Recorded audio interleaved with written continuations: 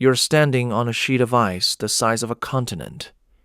It's 1,911. The temperature is 40 below. The wind has been screaming for 9 hours straight, and it will not stop for another 3 days. You've been dragging a sledge that weighs more than you do across a frozen desert where nothing lives, nothing grows, and nothing has ever wanted you here, and your body is quietly eating itself alive. There's no rescue. There's no radio. There's no gas station with a heat lamp and a sad rotating hot dog. There's just you, the white, and a small canvas bag of food that has to keep you upright for the next 100 miles. So here's the question nobody actually asks about the great age of polar exploration. Forget the flags. Forget the glory. What did these men actually eat? Because the answer is stranger, grimmer, and honestly more clever than anything you've been told.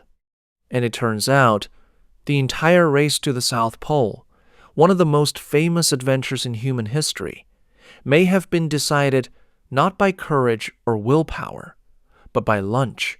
Let's start with the problem. Because before we talk about food, you have to understand what the human body does in Antarctica. Cold doesn't just make you uncomfortable. Cold makes you expensive. A man hauling a sledge in polar conditions burns somewhere between 6,000 and 7,000 calories a day. That's roughly 3 times what you're burning right now, sitting there, watching this. Your body is a furnace. And in that environment, the furnace runs at full throttle every single waking hour, just to keep your core from shutting down. Now here's the trap. The men on these expeditions were typically eating around 4,500 calories a day. Do the math. Every single day, they were running a deficit of 2,000 or 3,000 calories. Every day, their bodies pulled the difference out of their own muscle and fat. They were slowly starving while doing the most physically demanding work imaginable. They were, in the most literal sense, disappearing. So what do you pack when every ounce matters and every calorie is life or death? The answer is a substance called pemmican. And pemmican is the unsung hero of this entire story. Pemmican is dried, powdered meat mixed with a nearly equal amount of rendered animal fat. That's it. It's ancient. Indigenous peoples of North America invented it long before any European set foot on ice. And it is, gram for gram, one of the most calorie-dense foods humans have ever created. Fat carries more than twice the energy of protein or carbohydrate, and pemmican is basically a brick of concentrated fat with just enough meat to hold it together. It doesn't spoil. It doesn't freeze into something inedible. And it delivers exactly what a starving body in the cold is desperate for. The men would take this pemmican, drop it into a pot of boiling snow, crumble in a few hard biscuits, and stir it into a thick gray sludge they called hoosh. Hoosh was the meal, breakfast and dinner. A hot, greasy, meaty porridge eaten out of a tin mug with numb fingers inside a flapping tent. And by all accounts, after a day of hauling, it tasted like the greatest thing they had ever eaten. Alongside the hoosh came the sledging biscuits, dense and hard, closer to a building material than a cracker. Then sugar, tea, cocoa, and, if they were lucky, a small ration of chocolate. Chocolate wasn't a treat out there.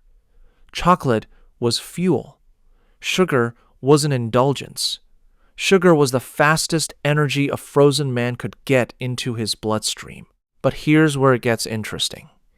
Because 2 teams were racing to the South Pole that year, and they made 2 completely different choices about food. And those choices decided who lived.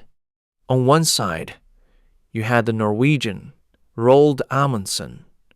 On the other, the Englishman, Robert Falcon Scott. Amundsen made a decision that sounds brutal, and was. He brought sled dogs, lots of them. And from the very beginning, the dogs were not just transport, they were supplies. As the journey went on and each stage was completed, he planned to kill the weaker dogs and feed them to the men and to the remaining dogs. It's cold, it's calculated, and it worked perfectly. Fresh meat meant calories, and it meant something else too, something Amundsen may not have fully understood but absolutely benefited from. Fresh meat contains vitamin C, and vitamin C is the ghost haunting this entire story. Because the great killer of polar and sea expeditions for centuries wasn't cold, it wasn't predators, it was scurvy. Scurvy is what happens when the human body runs out of vitamin C, which we can't produce ourselves and can't store for long. Your body literally loses the ability to hold itself together. Old wounds reopen. Gums rot. Teeth fall out. You bleed under your skin. You die slowly, exhausted, in agony. And for a long time, nobody understood why. Amundsen's team, eating fresh dog meat and seal, was quietly protected. Scott's team, relying heavily on preserved and cooked rations. Because Scott made the opposite choice. He distrusted dogs.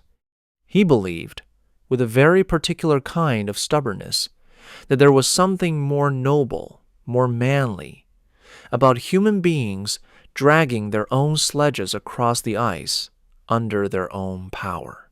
Man-hauling, they called it. And so Scott's men hauled. They burned themselves down to nothing, pulling their own weight across hundreds of miles on rations that were never, ever enough. Back at base camp, before the polar journey, both expeditions did have access to fresh food. They hunted seal and penguin.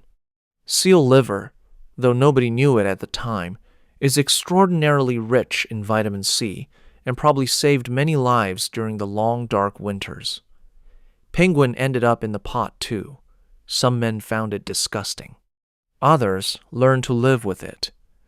In Antarctica, you eat what walks and swims, because nothing else does.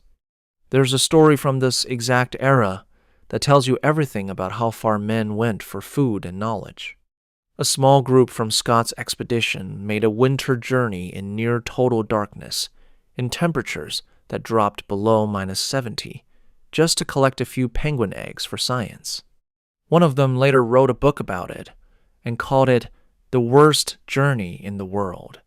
Their teeth cracked from the cold. Their clothes froze so solid they couldn't bend. And they did it on Hoosh and biscuit and sheer refusal to quit. Amundsen reached the South Pole first, in December 1911. He and his men arrived well-fed, healthy, moving fast, having eaten their way efficiently across the continent. They went home. Scott reached the pole about a month later, only to find the Norwegian flag already there. And then, on the return journey, starving, exhausted, and worn down by a diet that couldn't keep pace with what their bodies demanded, Scott and his companions died on the ice. Some of them just miles from a supply depot that held more food. Think about that. One of the most famous tragedies in exploration history, and at its center is a spreadsheet of calories that never balanced, a furnace burning more than it was ever fed. So the next time you complain about being hungry, the next time you stand in front of an open refrigerator, illuminated and humming, holding the door open while you decide you're not really in the mood for anything in it, remember the man on the ice. Remember the gray sludge in a tin mug that tasted like heaven because it was the only thing between them and the dark. Remember that fat and sugar and a brick of dried meat were, for a brief and brutal moment in history, the difference between walking home and lying down forever in the snow. They ate to survive, quite literally, one mouthful at a time. And most of them never knew that the thing that would save them or kill them wasn't the cold at all. It was what was in the pot,